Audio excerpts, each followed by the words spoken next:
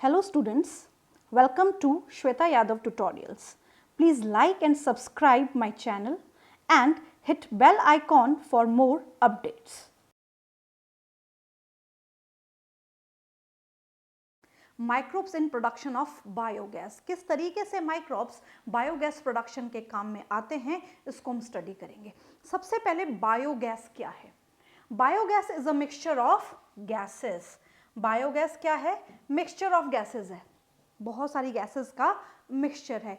Produced by microbes, जो microbes के द्वारा प्रोड्यूस की जाती है, and it is used as a fuel, जिसको फ्यूल की तरह काम में लिया जाता है। So what is biogas? Biogas is a mixture of gases. बहुत सारी gases का mixture है। किसके थ्रू प्रोड्यूस होती है? कौन प्रोड्यूस करता है इसको? माइक्रोब्स प्रोड्यूस करते हैं या माइक्रोबियल एक्टिविटी से प्रोड्यूस होती है, and which may be used as a fuel, जिसको फ्यूल की तरह भी यूज किया जा सकता है। अब सबसे पहले हम अगर बायोगैस की बात करें तो यहाँ पे एक बायोगैस के प्रोडक्शन के लिए रॉ मटेरियल क्या होता है, तो सबसे पहले कुछ कॉन्सेप्ट को समझे। बायोगैस बनाने के लिए जो रॉ मटेरियल यूज किया जाता है, बायोगैस बनाने के लिए जो रॉ मटेरियल यूज किया जाता है दैट इज एनिमल डंग, जिसको हम एनिमल डंग या काउ डंग बोलते हैं। एनिमल डंग, क्लियर? और अगर साधारण भाषा में बोलें तो इसको गोबर गैस बोला जाता है। तो इसका रॉ मटेरियल क्या है? गोबर। तो यहाँ पे एनिमल डंग जो है, या इसको हम नॉर्मल भाषा में काउ डंग बोल सकते हैं।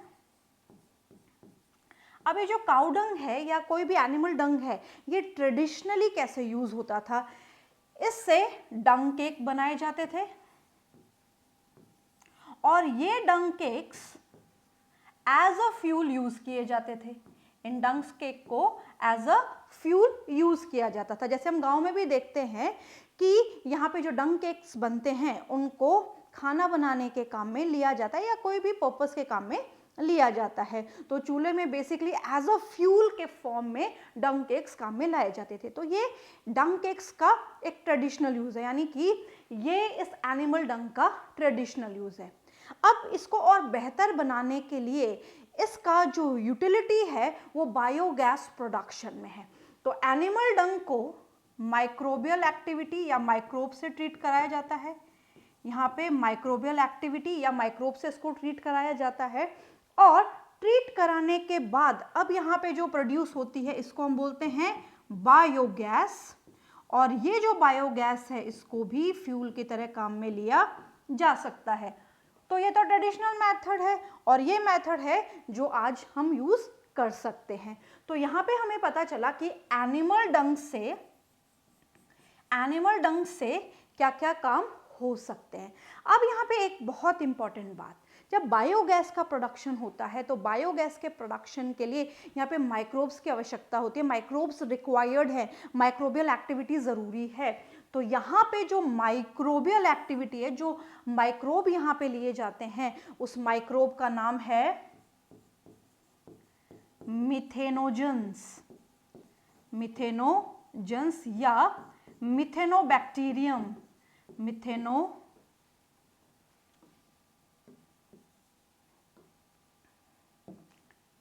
मिथेनोबैक्टीरियम, मिथेनोजन और मिथेनोबैक्टीरियम। तो यहाँ पे माइक्रोबियल एक्टिविटी किसकी है? मिथेनोजन, या इसका एक और नाम है मिथेनोबैक्टीरियम। अब ये जो मिथेनोजन है या मिथेनोबैक्टीरियम है, ये कहाँ पे मिलते हैं? तो ये बहुत इंपॉर्टेंट है समझना कि दे आर फाउंड इन, कहाँ मिलेंगे? सो these bacteriums are found in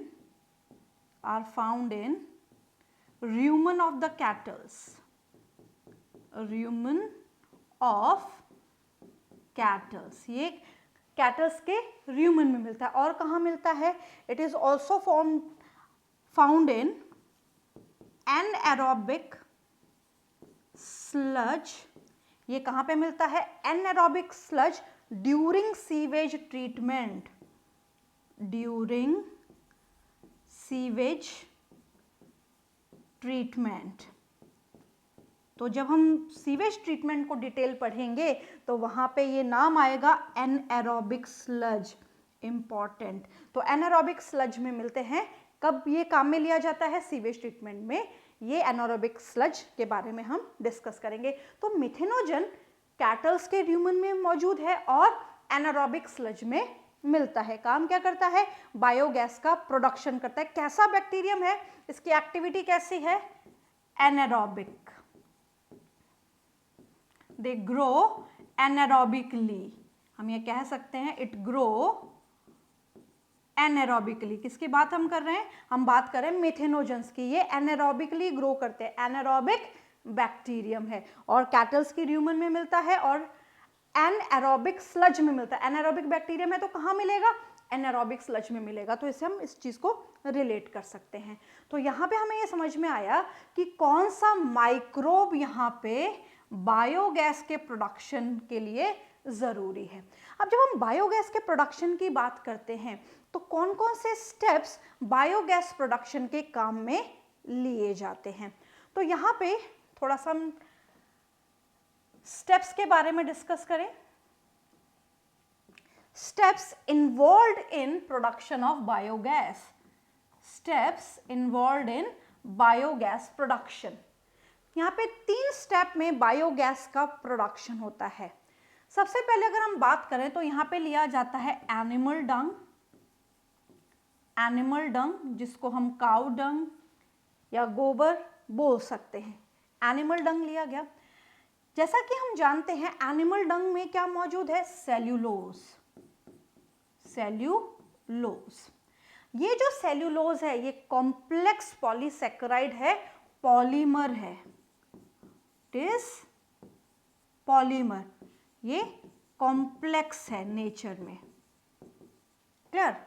अब इस पॉलीमर को सबसे पहले मोनोमर में कन्वर्ट करना होगा। तो जब इस पॉलीमर को मोनोमर में कन्वर्ट किया जाता है, मोनोमर में कन्वर्ट किया जाता है तो यहां पे चलता है स्टेप 1। यहां पे स्टेप 1 आता है। Step 1। So polymer converted into monomer, this comes under step 1 during biogas production. Biogas production में स्टेप 1 में पॉलीमर जो कि कॉम्प्लेक्स है वो सिंपल में कन्वर्ट होता है। अब ये जो स्टेप है ये स्लो स्टेप है, रेट डिटरमाइनिंग स्टेप है और एंजाइम्स की एक्टिविटी की वजह से होता है। तो यहाँ पे पॉलीमर मोनोमर में जब कन्वर्ट होगा तो एंजाइम्स की वजह से होगा। ये स्लो स्टेप है और रेट डिटरमाइनिंग स्टेप है। मोनोमर सिंपलर है नेचर में तो ये मोनोमर में कन्वर्ट हुआ। अब ये जो मोनोमर है ये कन्वर्ट होगा organic acid. Organic acid. This is step number 2। इसको हम बोलेंगे स्टेप 2। ऑर्गेनिक एसिड या एसिटिक एसिड भी हम यहाँ लिख सकते हैं। अब ये जो ऑर्गेनिक एसिड है या एसिटिक एसिड है इस पे एक्ट करेंगे मिथेनोजन्स। इस पे कौन एक्ट करेंगे? मिथेनोजन्स। अब ये जो मिथेनोजन्स है क्या हमें इसको इंट्रोड्यूस कराना होगा? नहीं, इनको इंट्रोड्यूस कराने की जरूरत नहीं है क्योंकि they are already present in animal dung. ये ऑलरेडी एनिमल डंग में प्रेजेंट है क्योंकि ये उस पर्टिकुलर कैटल के र्यूमन में प्रेजेंट थे और र्यूमन से ये कैटल के फीकल मैटर यानी कि एनिमल डंग की फॉर्म में प्रेजेंट है। तो यहाँ पे मिथेनोजन की एक्टिविटी की वजह से, मिथेनोजन कौन है? माइक्रोब्स है, एनारोबिक माइक्रोब्स है।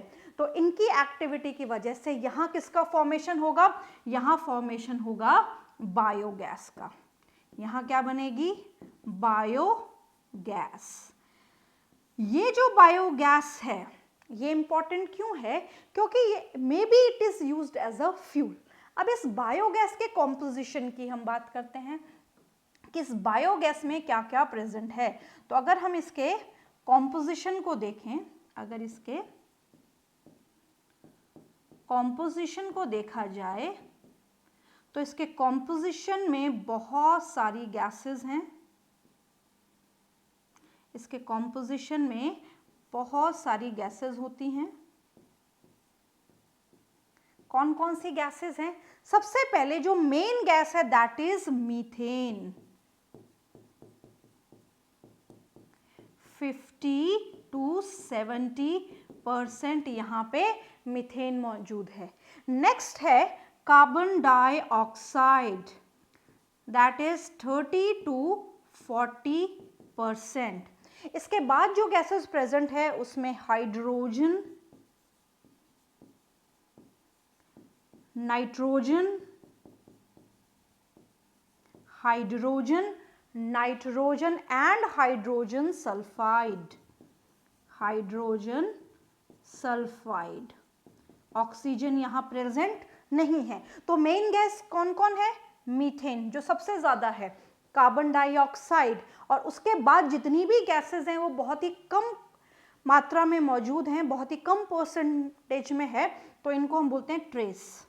बहुत ही कम अमाउंट में ये प्रेजेंट है। तो इस तरीके से बायोगैस का प्रोडक्शन होता है और इस बायोगैस के कॉम्पोजिशन में ये गैसेस मौजूद है।